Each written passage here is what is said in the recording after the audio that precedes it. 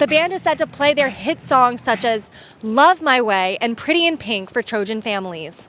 The concert is put on by USC Arts and Humanities Initiative, Vision and Voices. USC student Marie Ren-Velez is the group's assistant director and says that she is looking forward to her hard work becoming a reality. We have like almost 3,000 RSVPs from the USC community. There is almost as much interest from students as there are from parents for this concert. Pretty in Pink is such an iconic movie and theme song for that film, so I think that it has a lot of cross-generational appeal. Doors open at 7 p.m. tonight, and the show begins at 8. Guests must arrive with Trojan check completed and present a USC or alumni ID card at check-in. The band is set to join USC Cinema and Media Studies professor Tara McPherson to discuss their perspectives on music and culture. Tonight's event is one that you will not want to miss. Live from McCarthy Quad, I'm Rachel Grode with Annenberg Media. Now back to the studio. Trojan Family Weekend started off with a bang this morning at Tommy Trojan.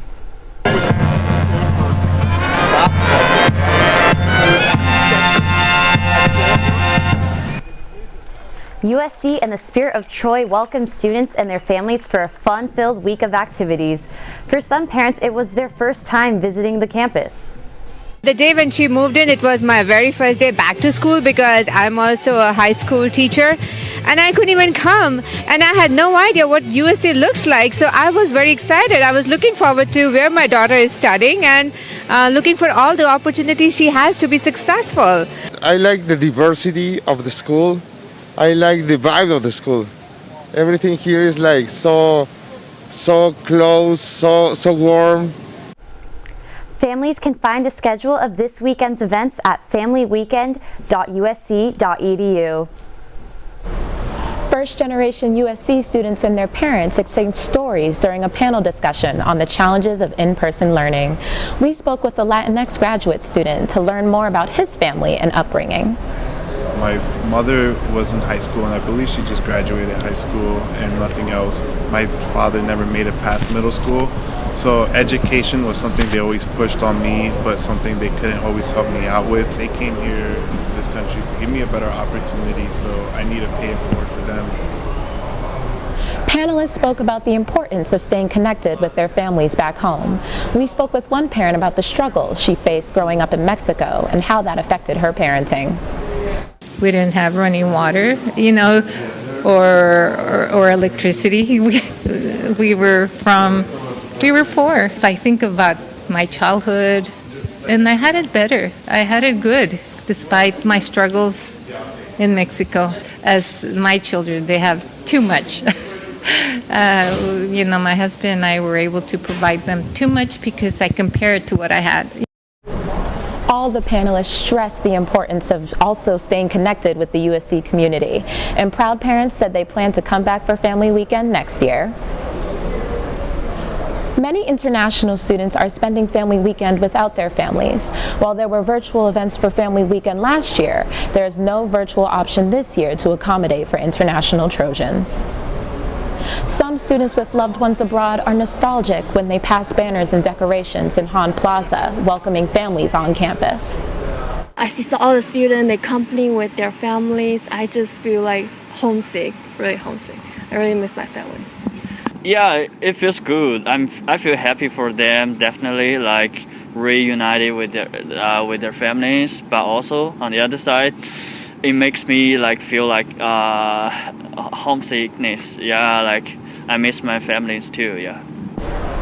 Many students who do not have family visiting campus plan to spend time with other international students this weekend.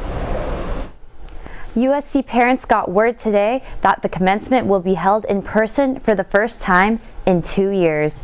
A USC event producer says there will be a main graduation and satellite ceremonies. Very excited to get back to the tradition of us being on campus and in Alumni Park and all the pomp and circumstance. Historically, we've been there for so many years. So yes, I'm very excited about that. I think it's amazing to have parents and students see what our commencement is because it's beautiful. The main commencement will take place on May 13th at Alumni Park. All guests must have proof of vaccination or negative COVID tests. As part of COVID protocol, parents must complete Trojan check before entering campus for Trojan Family Weekend. Parents must have their QR code ready for check-in at the gates or the parking lot. Most said they're happy about this extra step to help ensure safety. I do wish the app developers made it work a little bit better for different phones. On my phone, it's kind of hard to view things, but the idea of the Trojan check, I think it's a great idea. I think just the psychology of having people answer those questions is a good daily kind of check. I'm glad you guys do that because it's one more filtration to make sure that no one with a symptom or so get to a school. Before parents enter campus, they must download the Trojan Check app, log in as a guest, answer health questions, and get a QR code for Trojan Check employees to scan and admit. Thousands going to this weekend's football game will be required to follow safety protocols. Annenberg Media's Sydney Charles found out that tailgating protocols are different depending on where you go. The football game against the Utah Utes on Saturday is sure to be a highlight. It's our first Trojan game. We live in Chicago, so it's our first experience to do that, and so we're super excited. The USC Athletic Office tells us that for this weekend, for Trojan Family Weekend, ticket sales are about 53,000, which is lower than normal. A major game changer for these ticket sales could be the fact that all individuals attending are required to bring COVID vaccination cards or a negative COVID test. Many parents support this mandate. I believe that in order to get a grasp on the pandemic, I think everybody has to play a part. I think everybody should be mindful and get vaccinated. At the very least, they should be masked.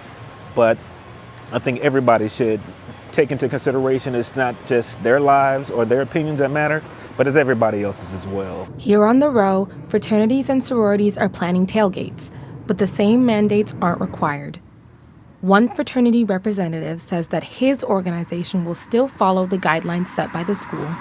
Throughout the semester, the policy has been to require Trojan checks for everyone coming to our tailgates. That's not going to change with the parents, and the university actually doing that's super helpful for us because then they can do their Trojan guest pass, show their proof of vaccination, and then in their COVID tests, and then they can come in through the door. USC has lost the last 2 home games, but with family and friends attending, Trojan fans are hoping for a victory. For Annenberg Media, I'm Sydney Charles. Parents gathered at Alumni Park today for coffee with campus safety officers. The event was a chance for parents to ask questions about student resources and have DPS officers meet the families. Because we get such a diverse population here at USC, it's actually personally fun for me, and sometimes they are unaware of all of the safety features we have here in our program at USC and all of the resources that we have to offer students. We want our daughter to be safe and make sure that she understands all the resources and how to, handle things and use like the lift service and where to park and be conscious of, all of the things that are going on around campus. One of the parents' biggest concerns was student safety outside of campus at night. A campus organization is using Family Weekend to combat hate by sharing the voices and songs of genocide survivors. That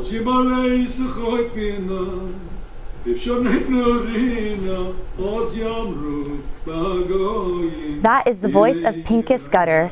Gutter survived the Holocaust nearly 80 years ago. Now visitors at USC's Shoah Foundation, a group dedicated to raising awareness about genocide, can have a virtual conversation with him about his life during World War II. For parents visiting their kids at USC today, it was a reminder that not all lessons take place in the classroom. Well, my mom is Jewish, so we have family members, I'm sure, that were impacted, but I just like history and was interested in the technology also. Exhibits like this are part of Shoah's Stronger Than Hate initiative, which is dedicated to preventing anti-Semitism and other forms of racism. The senior director of the foundation says these events can provide a connection to people's lost family history. We recently had someone who came by on a public tour, looked at the Visual History Archive, and found that they had this massive extended family they knew nothing about. And so that they were able to then connect with them worldwide. If you are interested in seeing the Stronger Than Hate exhibits, visit the 4th floor of Levy Library.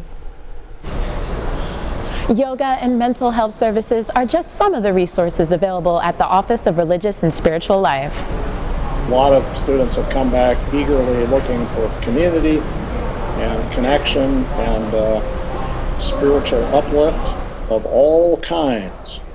Because you name it, we have it. A to Z, atheist to Zoroastrian. Whatever that you may need, hopefully we can provide that. And if we don't have it, maybe we can find somebody at USC that does. There are over 80 religious and spiritual organizations available to USC students. Therapy dogs were the special guests on campus today as midterm week approaches. Thanks to the Office of Religious and Spiritual Life, students could relax and unwind while eating a popsicle and hugging on some playful pups. The Associate Dean of Religious and Spiritual Life says it's important for students to practice self-care. A few times over the semester, we bring in therapy dogs, especially during midterm season, so that students can find some relief from all that stress.